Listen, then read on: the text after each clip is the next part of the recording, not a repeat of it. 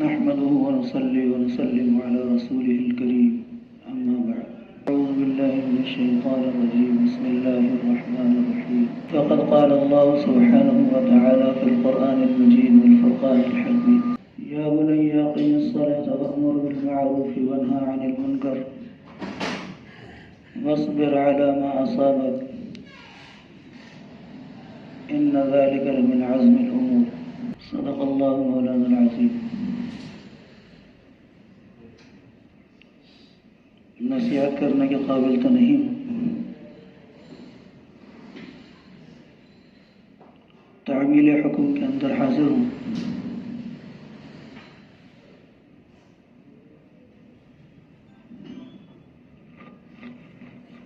اللہ تبارک و تعالی نے قرآن کریم کے اندر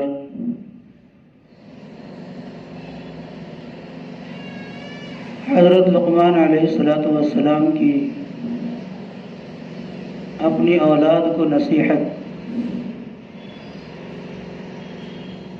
بیان فرمائی ہے.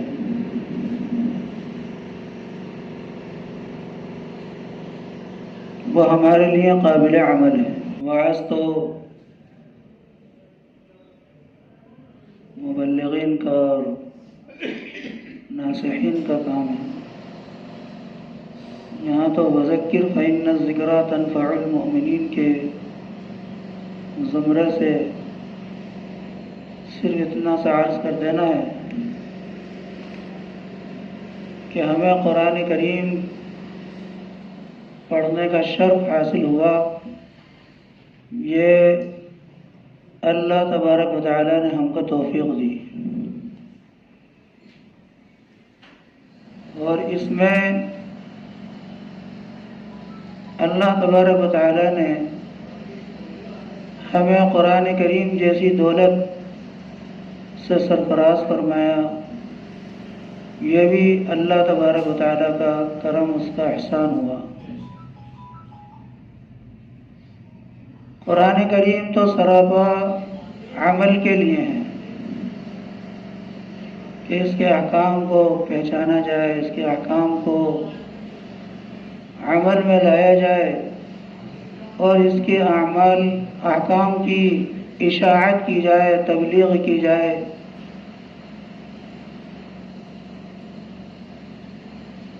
قرآن کریم تو پورا کا پورا عمل کے لیے ہے.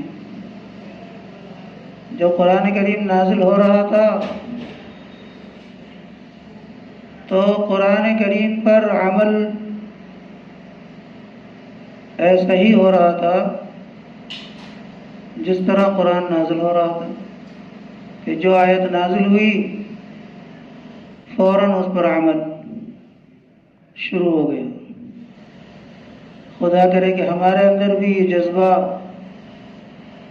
پیدا ہو جائے کہ ہم جو سبق پڑھیں وہ اس کو ہم اپنے عمل میں لائیں.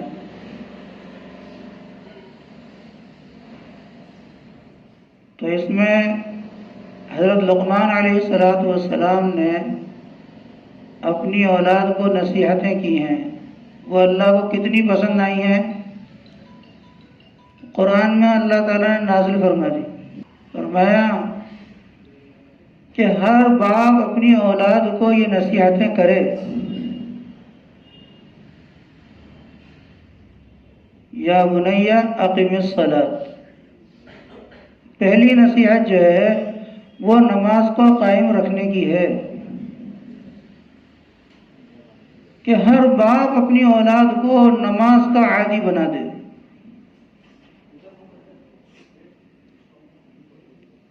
کسی کی اولاد جو ہے نماز سے محروم نہ ہو.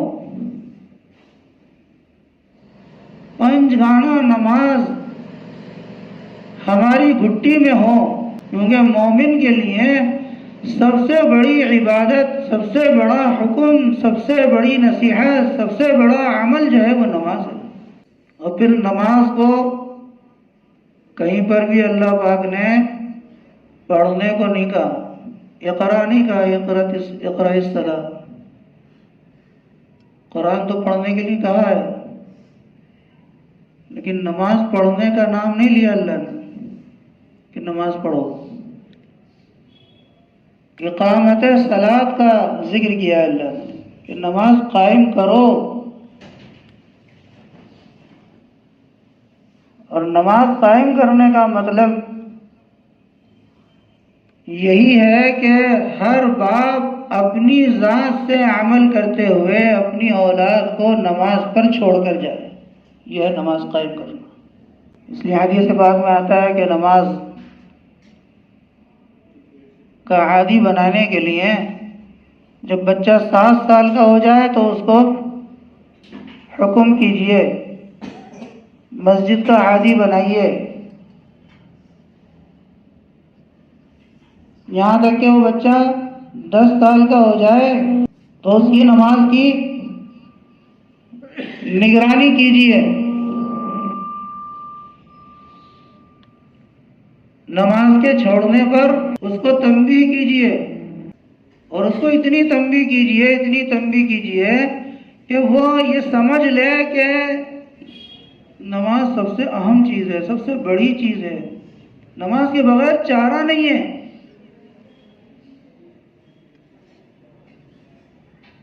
ہمارے اکابرین تو بچوں کی تعلیم اور تربیت کے اندر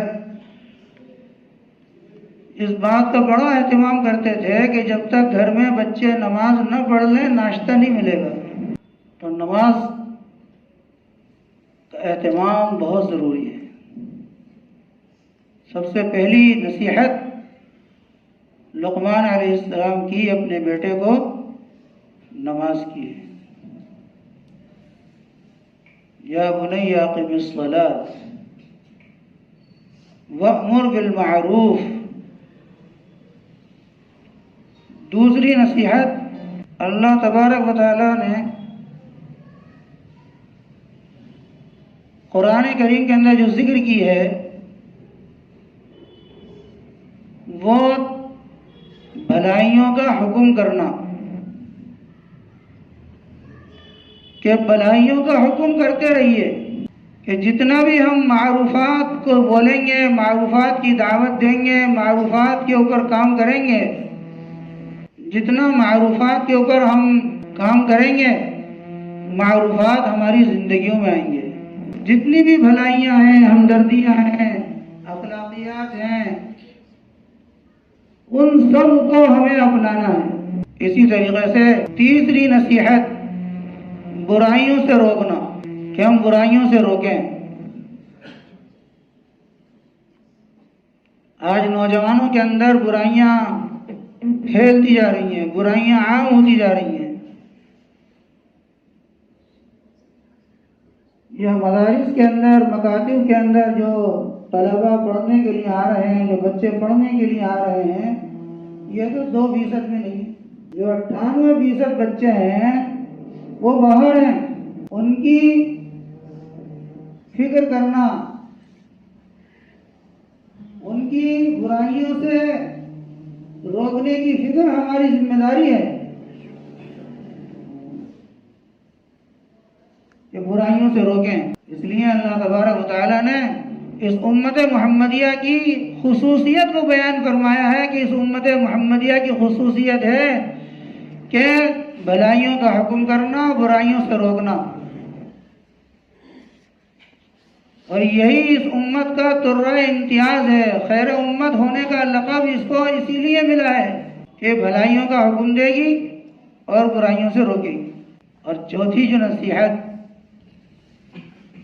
حضرت لقمان نے اپنے بیٹے کو کی ہے، فرمایا وَاصْبِرْ عَلَىٰ مَا أَصَابَكَ، کہ جو اس راستے کے اندر تعلیم حاصل کرتے ہوئے، تبلیغ کرتے ہوئے، معروفات کا حکم دیتے ہوئے، برائیوں سے روکتے ہوئے جو حالات آویں، جو تکالیف آویں، ان پر صبر۔ جب صبر کے ساتھ آدمی کام کرتا ہے تو پھر اللہ تبارک و تعالی اس کی وجہ سے اس کو بلند مرتبہ کے اوپر پہنچا دیتا ہے۔